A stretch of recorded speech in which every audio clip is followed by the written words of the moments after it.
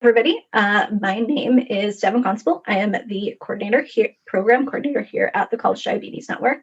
I am here today with I believe it's our third video in our series of chapter videos, how to best help your chapter. And today we're going to talk about how best to transition your chapter leadership. That can be kind of difficult to figure out sometimes. So we are just going to run through it, and we have two of our lovely chapter members, Brooke and Amanda. So if you wanted to just introduce yourself and say sort of what chapter you're part of and that kind of thing, that would be awesome. Okay. Do you want me to go first? I don't mind. Hey guys, I'm Brooke Weldon. I am now the president of the College Diabetes Network chapter at Rowan University in Glassboro, New Jersey. Hi, I'm Amanda Colangelo. I graduated from Rowan University this past spring, and I served as president during my time at Rowan. Awesome. So thank you guys for that. And we are going to jump in from the beginning. So you guys already did introduce yourselves, and you were both, of course, the president. And so if you could just do a little description of your chapter's executive board and or the leadership roles. Every chapter is pretty different, so just the sort of structure. So at Rowan, SGA requires us to have an e-board that's consisted of, I believe it's 5 people. So our senator, our treasurer, our secretary, the vice president, and the president. So when I actually started in our chapter, I was the secretary, and then I went to vice president to president. Awesome.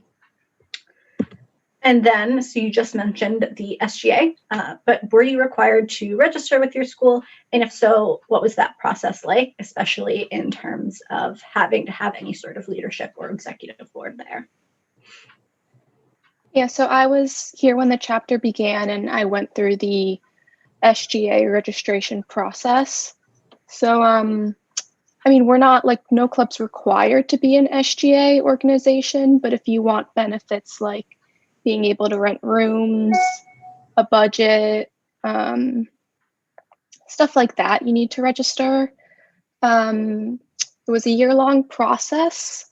You need a full e-board, so at least 5 members, and then they like 5 additional members. And then you have to attend all the Senate meetings. So Rowan, you have to have a senator and go to Senate meetings, and those are like twice a month, and they basically just go over any news happening with the university, anything organizations should know. And then you also have to do, I think, double the amount of the required volunteer hours. So they require 2 hours per active member, but when you're trying to become an organization, you have to do 4 hours per active member. And then what was the first step to transitioning to a new chapter leader? So Brooke, what was the first thing you sort of learned? I worked with Amanda for like the year prior, and of course the pandemic made it a little bit more chaotic trying to figure out everything. But kind of the first thing that I did was actually send out the meeting reminders in our emails. That was one of the first things that I did, even as vice president, to like show like, okay, I'm starting to take over, not take over, but you know what I mean.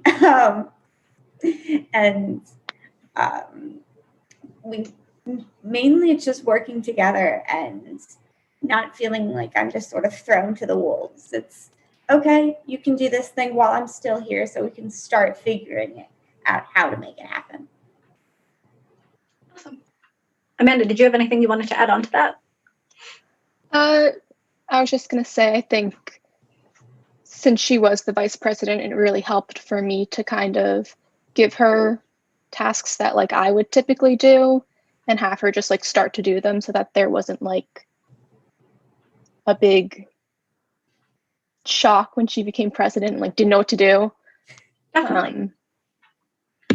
Okay, so what was the overall leadership transitioning process look like? Brooke, you touched on that a little bit. Is there anything that either of you wanted to elaborate on about that? I mean, mostly for my experience, it really helps to just kind of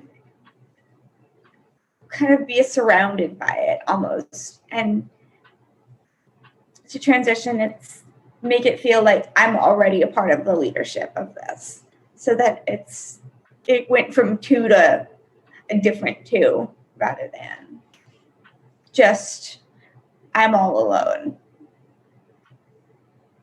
Yeah, I think overall gradual and also like organized. Like we have a Google Drive where we like keep everything. So at any time she wanted to go in and review the Google Drive, she could see everyone's emails, who our contacts are at different places.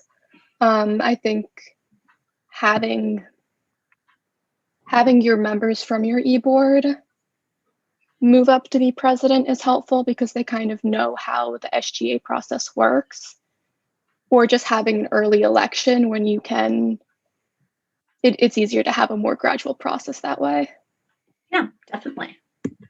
And then what advice do you have for incoming and then outgoing chapter leaders? I would definitely say organization.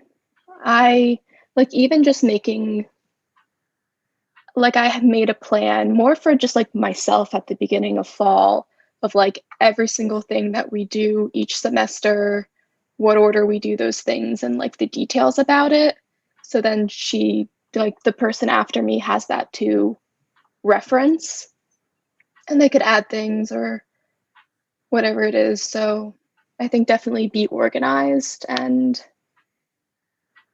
yeah, have everyone be involved, have your whole chapter be involved and know what the process is like so anyone feels comfortable taking an e-board position or moving up.